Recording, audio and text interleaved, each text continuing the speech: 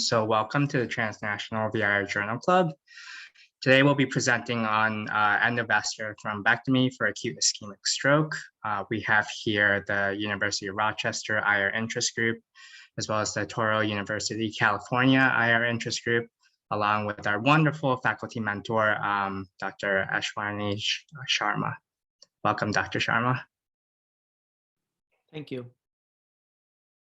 So I'm Stephen. I'm a MS4 here at the University of Rochester. Here's Neehar. He's a MS4 at Touro University, California. And this is Dr. Sharma.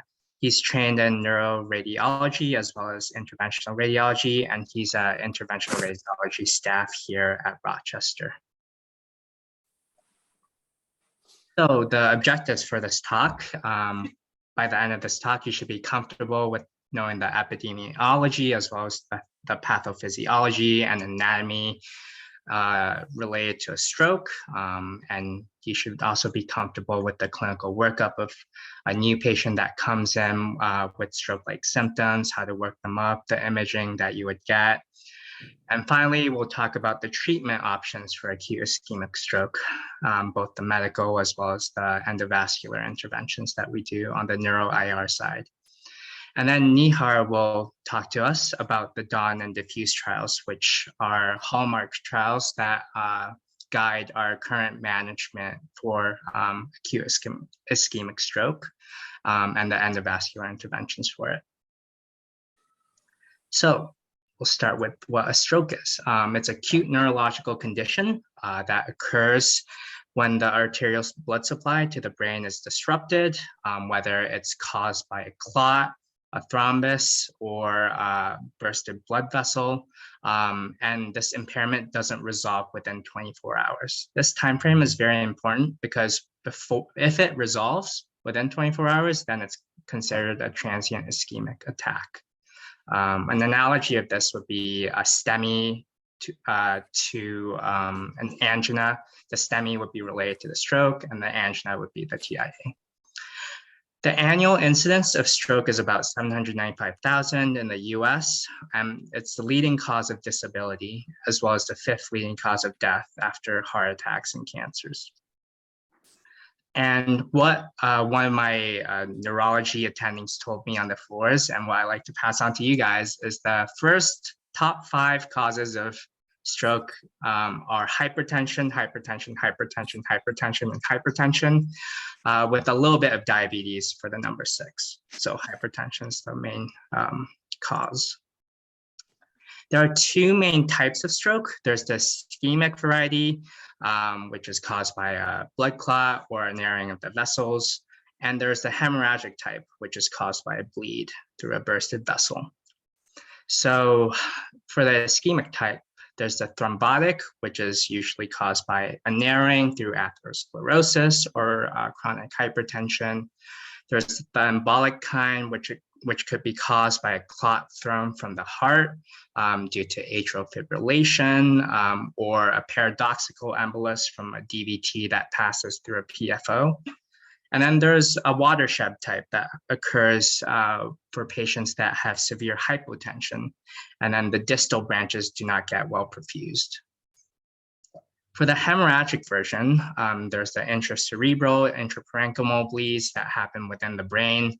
And then there's also the subarachnoid hemorrhages that happen from aneurysms that burst.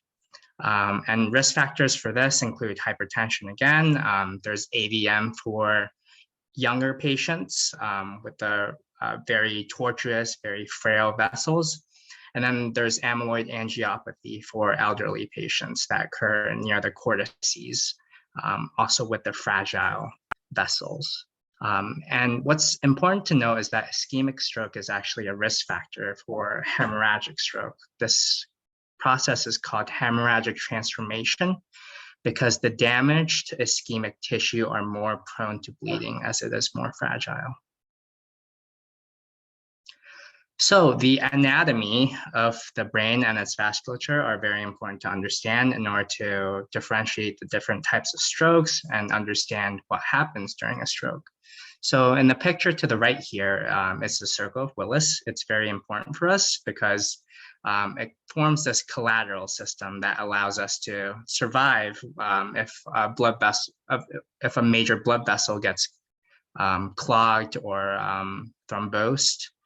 And it's separated into the anterior circulation, which consists of the ACA, anterior cerebral artery, and the MCA, and the posterior circulation supplied by the vertebrobasilar system, which consists of the PCA, as well as the cerebral arteries, the superior ICA and PICA. To the left here, you can see the different territories covered by these vessels. So for the ACA, that's usually along midline, superior along the intertemporal fissure, or interhemispheric fissure, sorry. And the MCA covers most of the outer cortices, so that include the frontal, parietal, and temporal regions, minus that midline covered by the ACA. And then you can see the PCA covers a lot of the occipital lobe as well as some of the thalamic structures. Another thing to note is that for these branches, we name them after, I guess, how far they branch. So this first part would be the M1, and as it branches further, it would turn into M2, M3, and so forth. Same with the anterior cerebral artery and the PCA.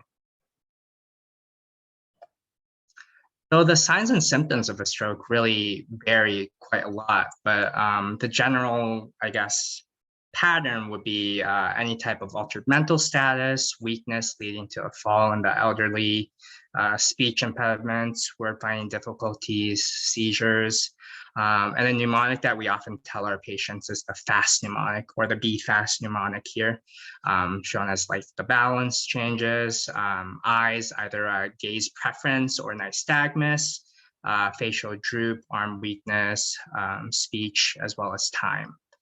And time is brain when it comes to a stroke. And the symptoms, again, are dependent on the areas affected. For example, the MCA covers a wide territory, so that would lead to hemiparesis, neglect, or speech finding difficulties, depending on the dominant versus non-dominant side affected. And for the posterior circulation, that would lead to a lot of balance issues, maybe some nystagmus as well. So the initial workup for a stroke is much like any other critically ill patient that shows up in the critical care bay. So we want to make sure their ABCs are taken care of, their airway, breathing, and circulation. We also want to make sure their blood sugar isn't confounding any type of symptom that we see. And after that, we definitely want to do a complete neurologic exam. So this person to the right, the neurologist, doesn't yell at us as we wheel the person to the CT scan. And this is where the imaging comes in. The non-CT is the most important to differentiate between the hemorrhagic and ischemic stroke, and I'll talk about that a little bit later, as well as the CT angio and the CT perfusion. Some other things to know are the labs are quite important to get as well as you're doing all of this. There's CBC, BMP for kidney function if we're going to use contrast. They're coags if we're going to start them on some kind of thrombolytic that I'll talk about a little bit later. And the history is also important to get from the patients. Their last known well, whether they have any prior bleeding disorders, whether they're on any antiplatelets, anticoags, whether they have AFib, and their surgical history, whether they've had a recent surgery. This all really kind of guides which direction we go in terms of the management. And there's an important concept called permissive hypertension that is part of the treatment process as well. It's very counterintuitive, but you do want to keep the patient above a certain level. You don't want to decrease their blood pressure too much. And this is because we want some blood to kind of get through that clot. If we drop it by too much, the tissue will become more ischemic. And of course, if the stroke team hasn't been activated yet, we want to call neurology, neurosurgery, and neuro-IR for consults. An important concept in ischemic stroke, especially, is the penumbra, which is the tissue at risk of dying. So this falls along a spectrum, going from benign oligemia to the ischemic core, which is dead forever. The penumbra is like the region that we can intervene on and have the most effect. We can save that tissue. And we actually look at this ratio called the mismatch ratio. It's the ratio between the penumbra to the ischemic core. As this number rises higher and higher, that means our intervention would have the most impact. And you can see in this chart to the right here, as the cerebral blood flow goes down, that's where we enter the ischemic core because the oxygen extraction is pretty much maximized here. So going to the imaging findings, since this is a radiology talk, I'm going to ask a couple questions. Feel free to answer. There's no judgment. What do you think this image to the left is for a non-contrast CT? What does that kind of represent? What is, I guess, abnormal in that image? Is that more of a hemorrhagic stroke? Okay, on which side of the patient? On the right side? Exactly, right here. You can see that blood appears bright on a hemorrhagic stroke. What about this left side? Do we see anything abnormal here? Or this right image, sorry. The dense MCA sign. Exactly, there's a hyperdense MCA sign, which represents basically, it's thrombus that we can see there on the radiograph. And other things to note for non-con CT is that sometimes you can see other signs such as a blurring of the gray-white junctions. I don't know if it's too apparent in here. Steve, want to say one thing here. Yeah, sure. Like you asked on the image on the left side, what do you see? So when you describe, you say, so like stroke can be arterial, can be venous, can be so many causes like you described. So when you describe on the left image, when you say, you don't just say, it is the right side, you also try to categorize whether it's MCA territory or not, you know, like someone said. So you can say that, okay, so, and then you have to say the lobes also, like you described earlier, you know, the different lobes, different areas, they have a different territory. So when you say, okay, so maybe temporal involving right side in the MCA territory involving temporal. So this is how you describe. And whether involving gray matter, white matter. So all these things, when you describe an image, you are trying to lead someone into a diagnosis that whether this is arterial infarct, venous infarct, or infarct versus tumors when you read. So that's what I was trying to convey. Okay, thank you. Yeah, of course.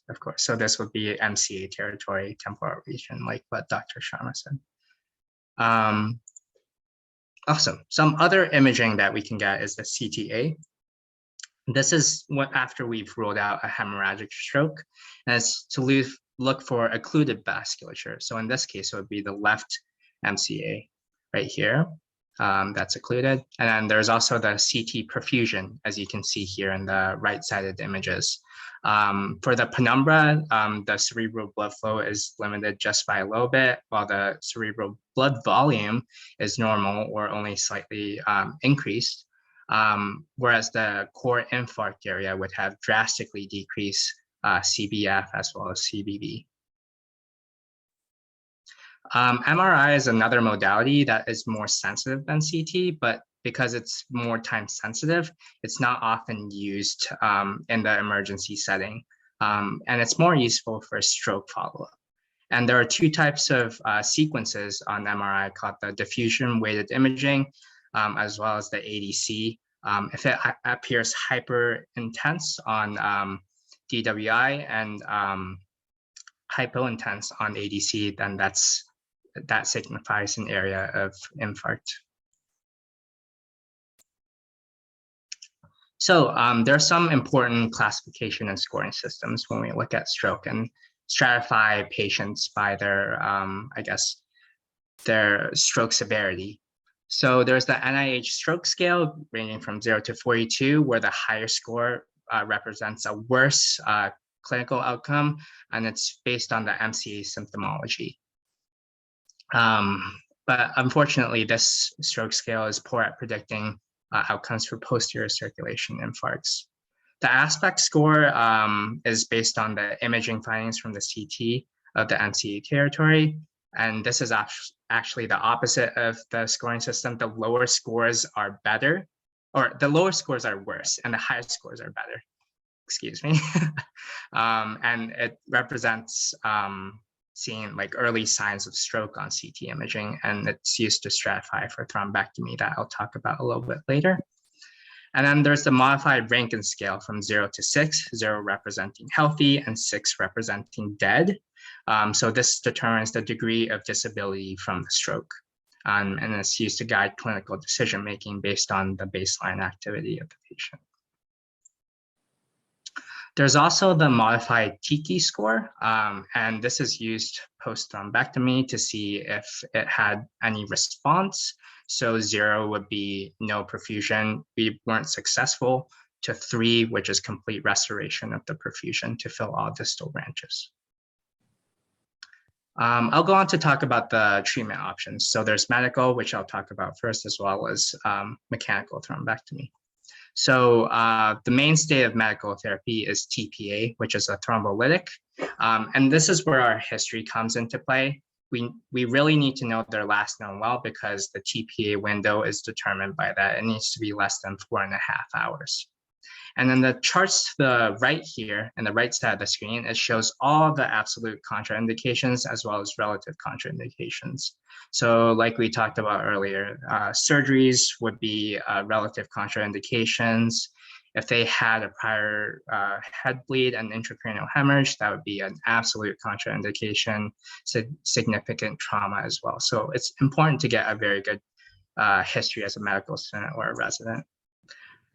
Secondary prevention is also important after the initial episode. So that would be aspirin and statin. If they have a cardiac condition such as AFib, putting them on anticoagulation, as well as really good blood pressure and blood glucose control after the initial episode.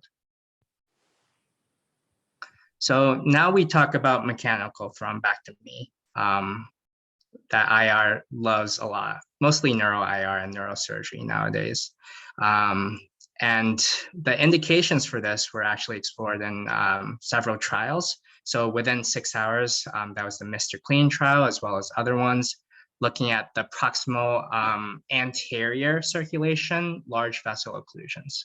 So this includes the distal ICA, M1, M2, A1, A2. And it looked at the aspect as well as the NIH stroke scale, making sure that there's enough disability to kind of intervene on, as well as making sure that the area of infarct wasn't too much. So you also have to rule out intracranial hemorrhage, as well as make sure that they're not children. For the, as you can see to the chart on the right here, this is a chart from the Mr. Clean trial showing that with the intervention, the modified Rankin score, the degree of disability, which was much better in the intervention group compared to controls. And my wonderful co-host Neehar will talk about the indications for 6 to 24 hours. And that's through the DAWN and DEFUSE-3 trials. So some of the techniques I'll talk about for mechanical thrombectomy, the main two are the stent retrievers as well as the catheter aspiration devices. So for both, you could either do a transradial or transfemoral entry for the arterial system, get a wire and catheter up into the cerebral circulation.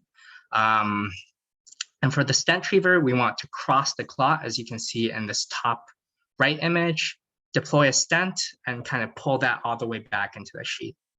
Whereas for the catheter aspiration devices, as you can see in this GIF to the bottom right over here, we would kind of use this device to kind of suction the clot and break it up at the same time.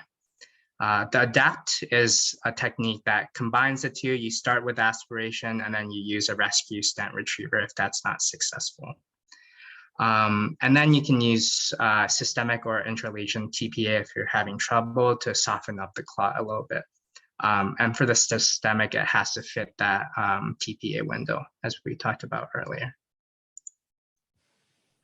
So post-op care after you're done with the thrombectomy, we want to manage their blood pressure, make sure it's not too high, not too low, make sure they don't have any complications. So we want to do serial neurologic exams to look for some of the complications I'll talk about on the next slide, as well as early mobilization, getting PT, OT involved, using aspirin statin for secondary prevention and imaging follow-up in the long term.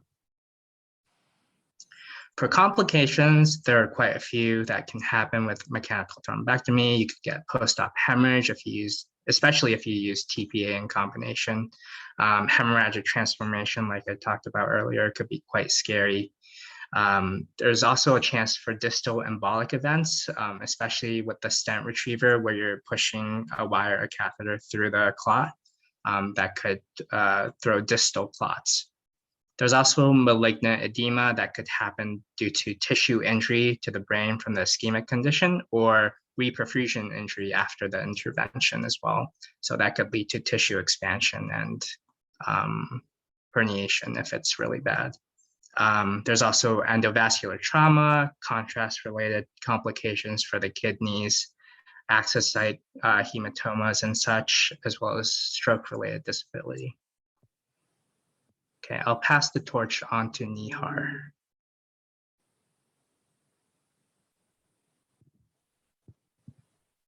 Can you, I think I can't share until you stop sharing.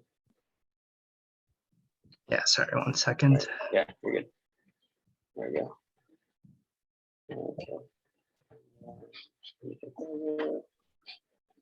Should be ready. All right.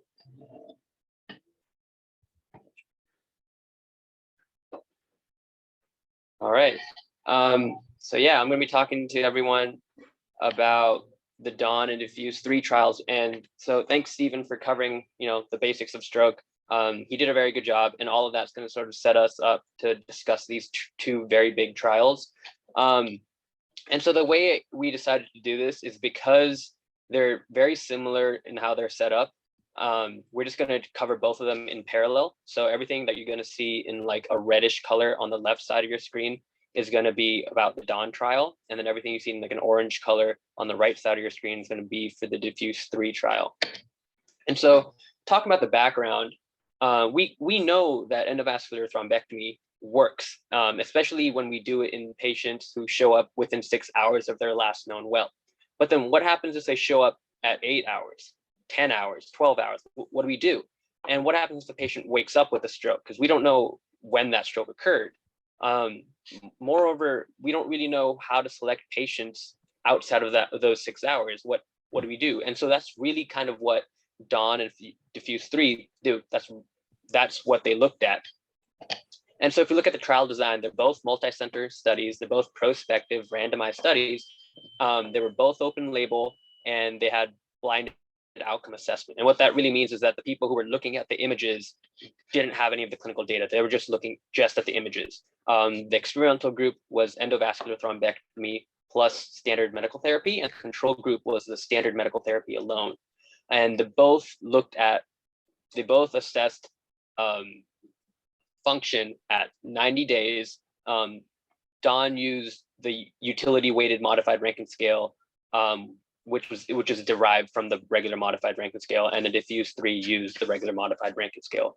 A key thing to remember is that the data from DAWN was from around the world, whereas the data from DEFUSE-3 was from the United States only. Yeah. So as for inclusion criteria, the main thing that you want to know about the DAWN trial is that the authors were very interested in assessing, so what happens when a patient has severe symptoms, but a small core infarcted volume. And so there's a huge discrepancy between how severe their symptoms are and how much actual, non-salvageable brain tissue there is. And the term that we kind of use for that is penumbra. So this is tissue that is at risk of being lost if we don't do anything. And because of that huge discrepancy, that's kind of what the DAWN and DEFUSE-3 authors were looking at.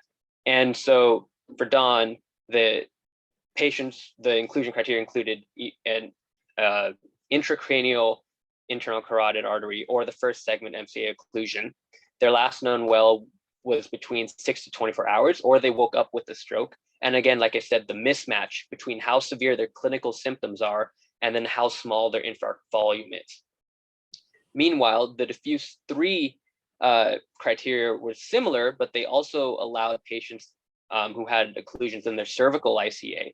And then the authors of the DEFUSE-3 trial were more specific about what their penumbra size they're looking for. They wanted at least 15 milliliters, and they even laid out that the ratio between ischemic volume, meaning penumbra or salvageable tissue, versus their infarct volume, which is dead tissue. We're not going to save that, and they wanted that ratio to be at least 1.8.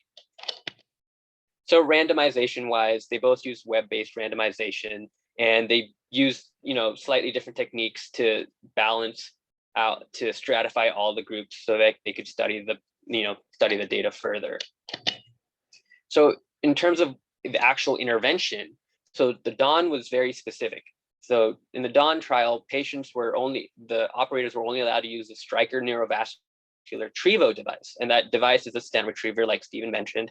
And this is partially, I'm assuming, because the DAWN trial was funded by Stryker Neurovascular. No other rescue reperfusion therapies were allowed, and there was no stenting of the internal carotid artery allowed. The operators were allowed to do angioplasty to enable them to get their devices up into the MCA or the ICA, further up in the ICA, wherever they were treating, but no stenting. Whereas in the DEFUSE-3 trial, they were allowed to use any FDA-approved device. Stenting was allowed, and that's main two differences. Intra-arterial TPA was not allowed in DEFUSE-3, and patients were allowed to receive IV TPA if they showed up within that 4.5-hour window. So in terms of outcomes that were being looked at, like I said, the DAWN trial was looking at the mean score for disability, and they used the utility-weighted modified Rankin scale. And they also looked at the rate of functional independence at 90 days as well, using the modified Rankin scale.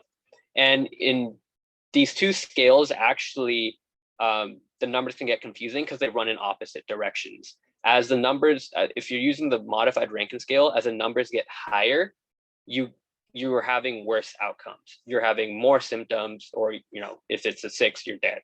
Whereas if you're looking at utility-weighted modified Rankin scale, the higher the number is, the better off you are, and the more functional you are. And so I made that little chart up there just to make it a little bit easier because they can get confusing. So whereas DEFUSE-3, they again looked at the same sort of thing, functional outcome and functional independence at 90 days. This time, both of those were done using the modified Rankin scale. And then both trials looked at mortality at 90 days, as well as symptomatic intracranial hemorrhage as well. And they looked at some imaging stuff such as recanalization on the post-op imaging or reperfusion. And so I'm just going to talk a little bit about some of the definitions. So functional independence, it was defined as a score of 0, 1, or 2 on the modified Rankin scale at 90 days. And that just means, like you probably guessed, the patient's able to sort of do most of their ADLs on their own. They defined reperfusion as an at least 90% decrease in the penumbra size. They defined their goal for complete recanalization was at least a Tiki 2B, which means at least 50 to 99% flow restoration, or even a Tiki 3, which is 100% flow restoration, which is the ideal scenario. They also looked for their definition of symptomatic intracranial hemorrhage was the stroke score had to increase by at least 4, and this had to happen within 24 hours for the DAWN criteria, or within 36 hours for the DEFUSE-3 criteria.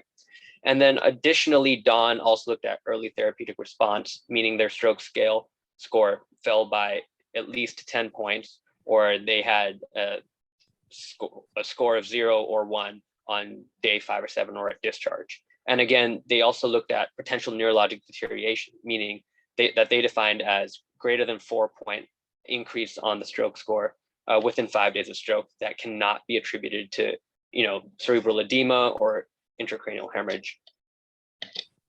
And so how they did this, so DAWN really used what they called posterior probability, which is essentially a way of checking the likelihood of one of B given A. So that's kind of what that means. And they also, if patient data was missing for their primary analyses, meaning that the functional independence, then they would use Bayesian multiple imputations, which essentially what that means is that they use the data that they did have for that patient to sort of predict what that following data would be.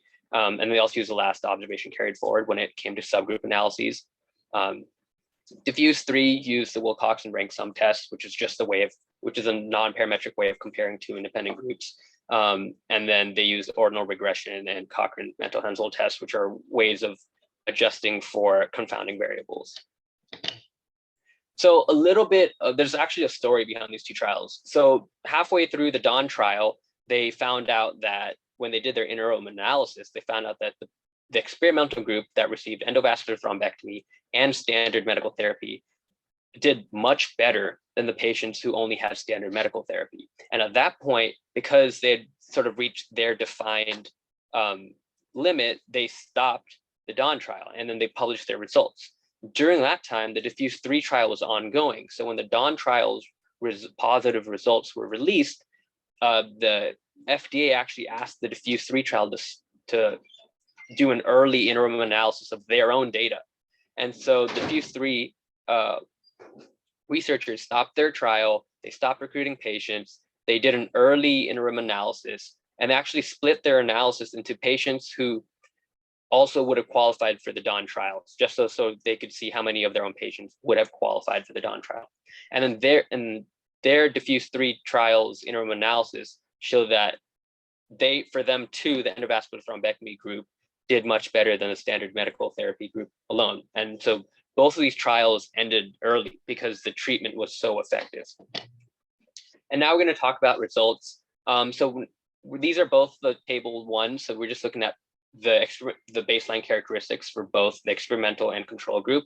And the main thing is that for everything for both groups was similar, with the exception of in the DAWN trial, the atrial fibrillation was higher in the thrombectomy group than in the control group. Furthermore, the more control group patients received IV TPA in the DAWN-3 than the thrombectomy group. Other than that, all the other values were the same. The median stroke score for DAWN-3 was about 17. The median infarct volume was about 7.6 in the endovascular thrombectomy group, or 8.9. You can see that right here for the control group. And a lot of the patients in the thrombectomy group actually woke up with a stroke. So we have no exact time on how long they've had their stroke, which is one of the things that DAWN was looking at. And then DEFUSE-3, all across the board, the characteristics are very similar. Now, in terms of efficacy, so this is all for the DAWN trial. And so what I want to call your attention to is sort of these were the two primary endpoints that they were looking at. Their score on the utility weighted modified Rankin scale. And so this is the one where the higher number is better, right? You can see that right here. The higher number is better. And so thrombectomy group ended with average of 5.5, whereas the control group ended up with 3.4. So the thrombectomy group did better. In terms of functional independence, so this is the patients who had a score of 0, 1, or 2 on their modified Rankin scale at 90 days. So 49% of patients compared to 13% were functionally independent. And so again, these are very convincing results that the thrombectomy works. And of course, recanalization and was higher in the group that actually had the thrombectomy done. So moving on to DEFUSE-3, similar outcomes. So both of these are in terms of the modified Rankin scale. So the lower number is better. So again, endovascular thrombectomy 3 versus medical therapy alone 4. So thrombectomy did better here. And in terms of functional independence, again, 45% versus 17% were functionally independent at 90 days. And then again, mortality, mortality was lower with endovascular thrombectomy than with medical therapy alone. And that had a p-value of 0.05. And again, recanalization, reperfusion was better in the endovascular thrombectomy group. But interestingly enough, for median infarct growth at 24 hours, so when they compared the size of their core infarct, like dead tissue, not gonna recover, not gonna get that back. They measured the size when they came in and then when again at 24 hours. And they noticed that the growth was actually kind of similar between both of these groups, which is interesting considering all of these other things. And I'll talk about that a little bit more later. So now we're looking at the modified Rankin score. And so this is their overall population for the DAWN. And you see that each of these boxes corresponds to a score on the modified Rankin scale. So ideally, we'd only see these. And so you see the thrombectomy group, you see a lot of 0s, 1s, and 2s compared to the control group, where you see very few 0, 1s, and 2s, and a lot of 3s, 4, and 5, and 6. And then if you even broke up the patients into those patients who showed up 6 to 12 hours out versus 12 to 24 hours out, both patient groups actually did better with thrombectomy plus standard medical therapy than standard medical therapy alone. And then DEFUSE-3 had similar data. So the thrombectomy group had a lot more patients who had scored a 0, 1, or 2 on the modified Rankin scale at 90 days than the patients who only had standard medical therapy alone. And again, this is important because patients who have 0, 1, and 2, it means that they're functionally independent, right? They're able to go do most of what they want to do without too much additional help. These patients are dead. So that's why it's, very inspiring to sort of see that what we do actually helps patients. And again, the basic gist of both of these slides are kind of, if you looked at all the different subgroups and you break down the groups on, how old were the patients, what was their sex, where was the occlusion site, how did they wake up with the stroke, or how did they stroke present? Did it start in the middle of the day? Did they wake up with it? And you can kind of see all across the board, the patients who underwent the thrombectomy, they did better. So no matter how you kind of look at it, the patients did better. And again, looking at safety outcomes, similar, right? So the thrombectomy group had similar safety outcomes compared to the control group, which means that it's a good intervention. Moreover, the neurologic deterioration was a lot lower with the thrombectomy group than with the control group.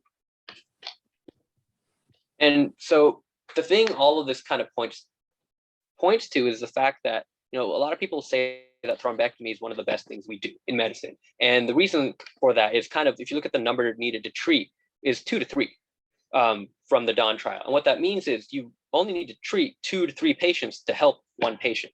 There are lots of things that we do in medicine that you need to treat tens, if not hundreds or thousands of people to benefit one person. So to only need to treat 2 to 3 people to start helping, that's a very low number, which means this therapy is able to help a lot of people.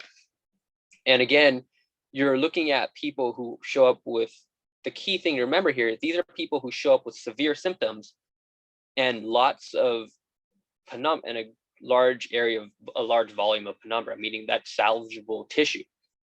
And then the other key thing is these findings are consistent no matter how you split the patient. So whether you split them based on age or their severity of stroke or where they had an occlusion, all of these groups, thrombectomy helps.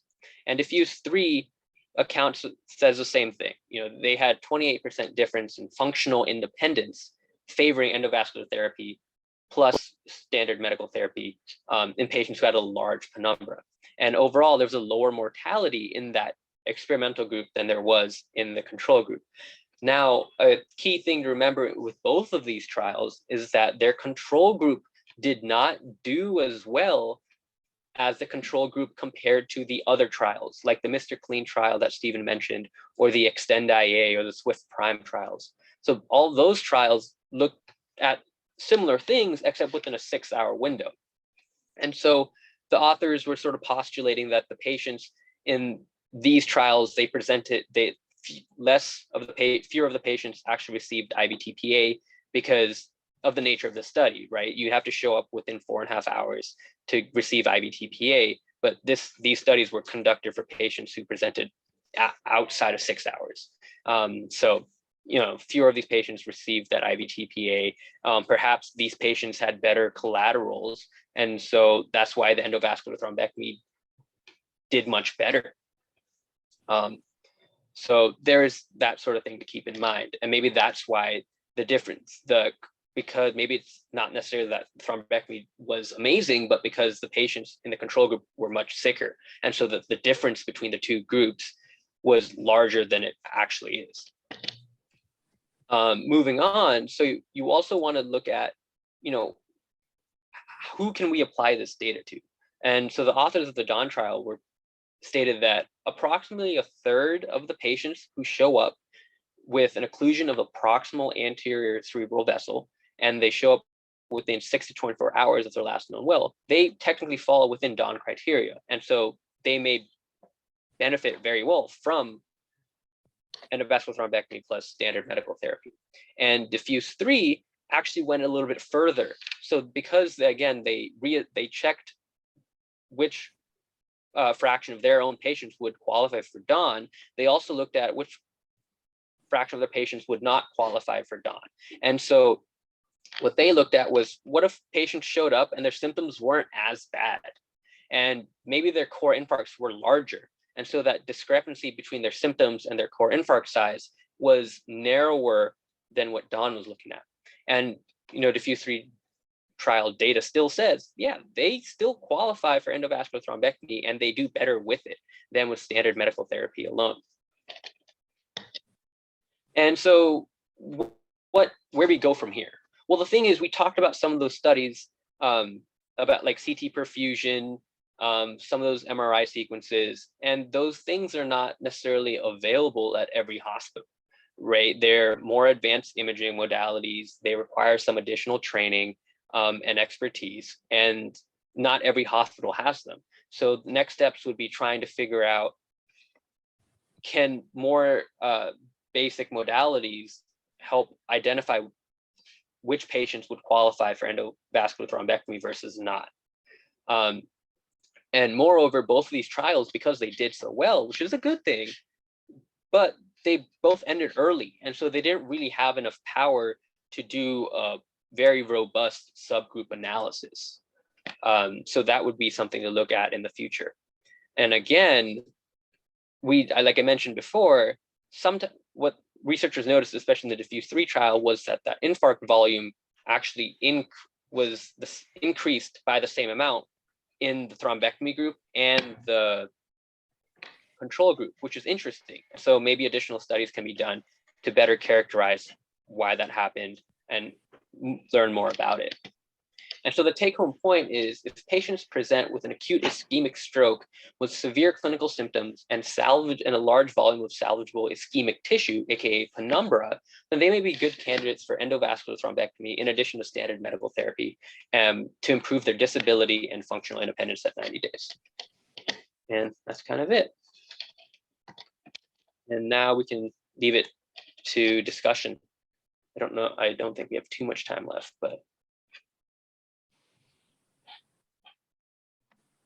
Thank you. That was really an awesome and straightforward overview of the 2 landmark trials. I actually had a question for Dr. Sharma, if you don't mind.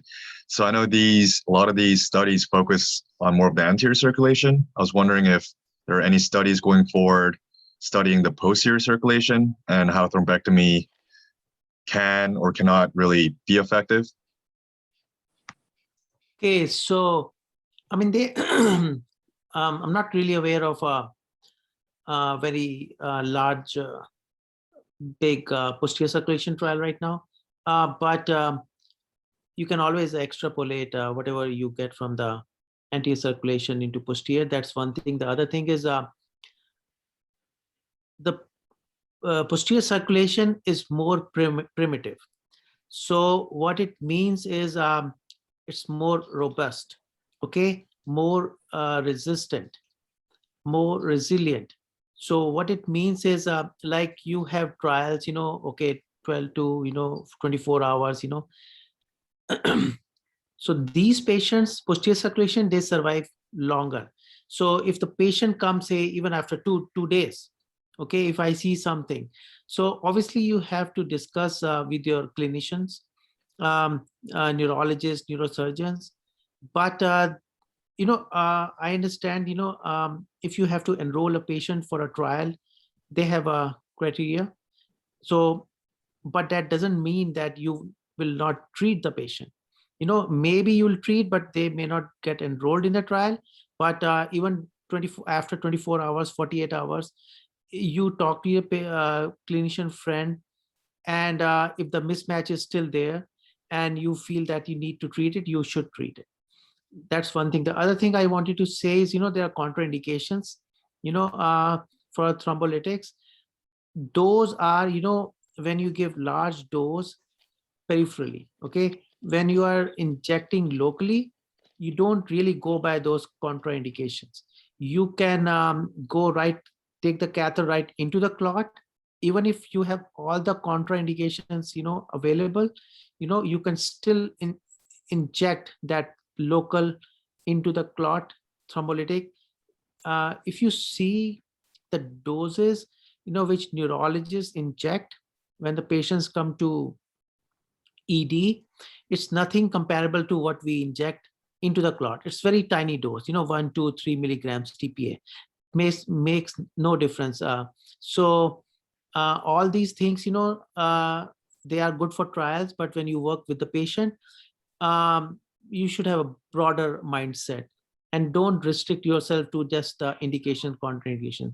So see the patient, talk to your clinicians, friends, and see, which patient you can help. Thank you.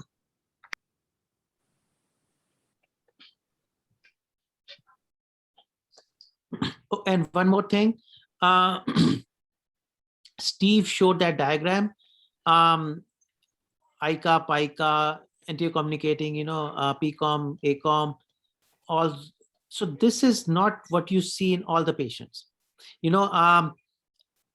Sometimes, these are absent. The circulation depends on the arterial variation. Maybe PICA is absent, maybe ACOM is absent. So many variations, they exist. So this is what this picture, this is not present in majority of the patients. Maybe it's present in 10-20% of the patients. The rest of them, it's a different population. So different anatomy. So you have to keep that in mind too. Yeah, on that note, so my understanding for CTA perfusion, I mean, I don't want to get into the physics because I have no idea, but they're pretty much kind of comparing the contralateral side, and it's kind of a relative number in terms of what is a core infarct and what is a penumbra. So for patients who don't have a complete circle of Willis, I feel like comparing the left and right side and figuring out what the core infarct is would make sense. But I was thinking if for patients who do have a complete circle of Willis, even with, I guess, if it's distal, if it's like a distal M1 occlusion, it really wouldn't matter. But if it's like a tandem occlusion, it would affect blood flow to the contralateral side and potentially skew the results of CTAP. I don't know if that's true. Could you potentially comment on like the pitfalls of CTAP? Absolutely correct. Complete center of Willis, I'm not sure, maybe 10-20% of the people it's present. And you're right on that, comparing exactly the same sites when the circle of Willis is not complete. it's kind of a little bit, not exact, but you can compare, it's kind of ballpark you're trying to see, it's not exactly the complete, exact thing, you are trying to measure. So you are right on that.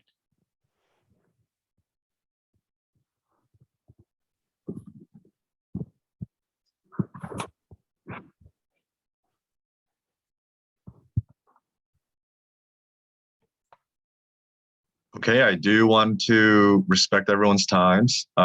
One last call for on the floor. If you have any questions, comments for Dr. I have a Sharma. question.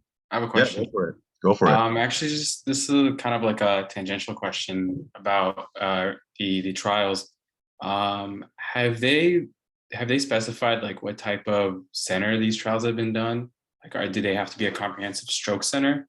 And second, for us going to radiology, what does it take to be certified to be using thrombectomy in stroke? So when you go to any hospital, so you have to get privileges. So privileges, when they give privileges, it's just like thrombectomy. Doesn't mean that you have to be very specific. So you can, when I suppose apply for privileges, so I apply for angiogram. So angiogram, embolization of bleeding vessel, thrombolysis of the vessel. So it's all semantic. So you can use, if you have the privileges, you are doing angiogram, anyone can do it. Right now, like most of the places, neurosurgeons are doing it. But if the patient is with IR and I have privileges to, embolize something or thrombolize any blood vessel, and patient is on the table, has symptoms or something, if I go in, I'm still within rights to do the cases. So do you have to get privileges? What you have to do, you don't have to do, you have to join the department and they give it to you. You are a community center and you have a patient coming to you, you have the cath lab, you have the catheter, you can put the catheter anywhere and you can inject TPA. Nothing will stop you if you have the privileges for angiograms. Politics happen only at big places where there's tough wars and all those things, but at the smaller places, if you have done angiogram, you know safely how to do it. And the concept of these trials is, they should not be very difficult. Anyone should be able to do it. That's why, they have so many criteria. They don't want to make it very difficult, so if you are at a community place, you have the cath lab, you should be able to do it.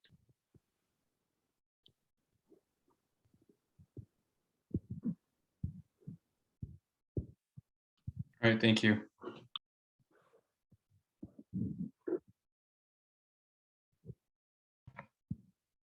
Okay, if there are no more comments or questions, I think we can certainly wrap up. Thank you, Dr. Sharma, for your time. We really appreciate your expertise. Personally, I love neuro-IR, so it was a really fruitful discussion. Thank you, Dr. Sharma. Yeah, and Thank thank you you. to Stephen and Neehar. Awesome presentation. Thank you.